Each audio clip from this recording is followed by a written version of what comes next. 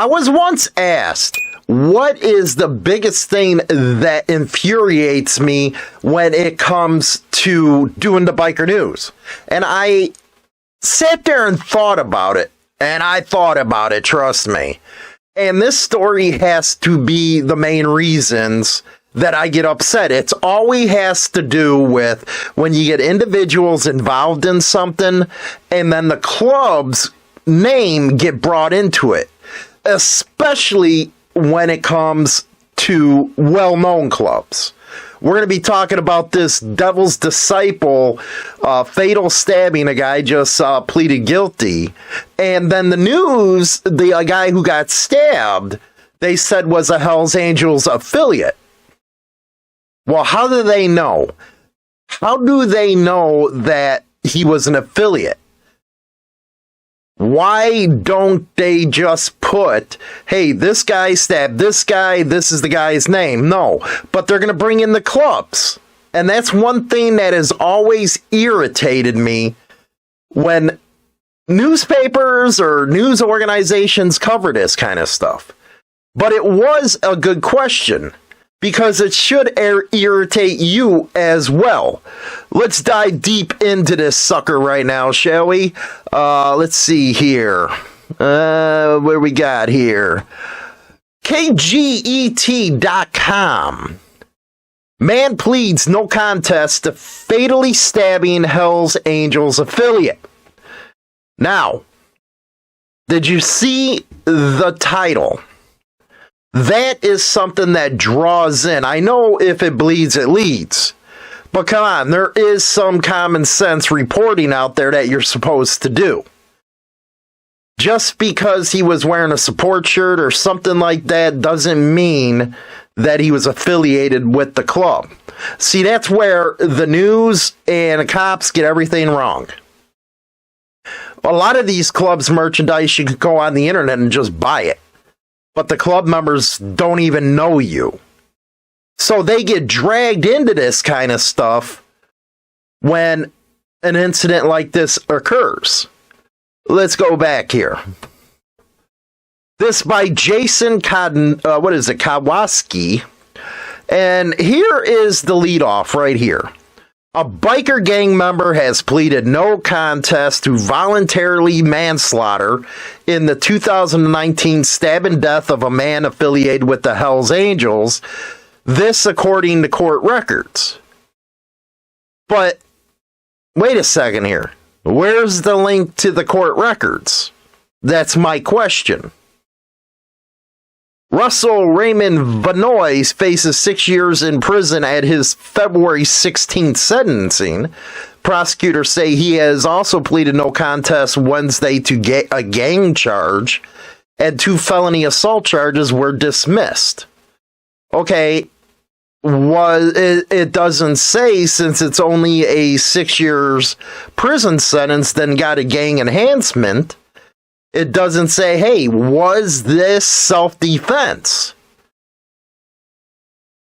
You see where I'm going? Was this self-defense? Let's keep reading. It goes on, here's the incident. February 16, 2009, Vannoy and another man fought with Mikey Smash Morales at downtown bar Guthrie's Alley Cat. Morales was 32. He suffered a stab wound and died outside near the I Street bar. When anybody dies, it's a sad state of affairs. Now, Vaney was 60 at the time, was arrested the following month in Bellflower and charged with murder and other offenses. In late 2019, a judge found insufficient evidence to support a murder and conspiracy charges and dismissed it. So, it's starting to take form here. Vannoy was 60. The victim was 32. They dismissed the murder charges and the conspiracy charges. So, wait a second here. It is sounding like it was self-defense. Goes on to say his co-defendant, Gerald James Davidson, has a hearing scheduled next month on the assault, gang, and gun charges stemming from the incident. So did he come to Vanny's aid? This really is starting to me sound like self-defense here. And I'm sorry if I'm way off base, but it does. The guy was 60, the other guy was 32, and everybody knows somebody who's 60 don't got a lot of fight in them. They're going to go for a knife and they're going to end it quick. Then it goes on, both Vannoy and Davidson are members of the Devil's Disciple. It goes on to say the gang intentionally misspells it. As with the Hells Angels, the Devil's Disciples were founded decades ago in California. So what's it have to do with them misspelling their name? That has to be put in there? Maybe because they don't want no religious overtones and people looking at them like that? Because it's bad enough everybody looks at a club guy anyway and looks at him like they're Satan. But where did you get the information that this guy was an affiliate? And you didn't put any links to the case.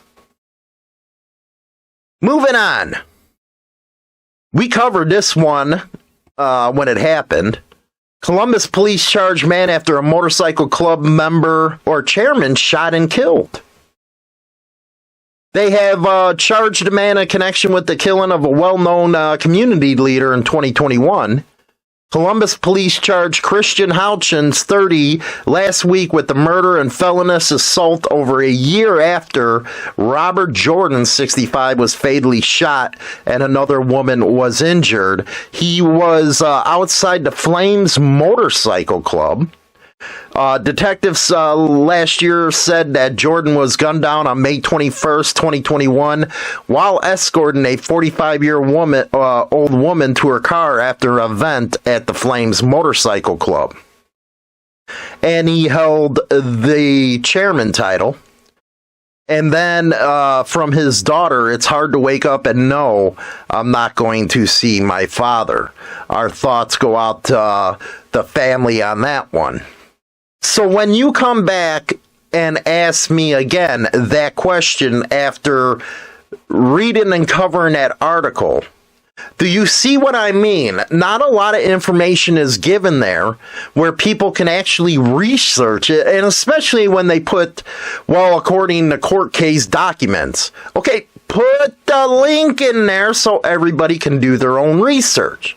No, it's a shaping of a narrative that they do there. They made sure to put the club's names in there. Then, at least they put in there the previous charges were dropped, because you can see how this can be a self-defense case. Now, I'll never condone anybody dying, but if it's a self-defense thing, you have every right to defend yourself. Everybody talks about that. 60 years old, 32 years old. He kind of probably had no choice, because he ain't going to go head to head with somebody that's 32 years old for more than a minute or two. So you got to end that stuff right away. What do you guys and gals think? Let me know in the comments section. Don't forget to like and subscribe. We're going to go talk to China Doll right now. Stay here. Stay tuned for the second part of the show. Rock on.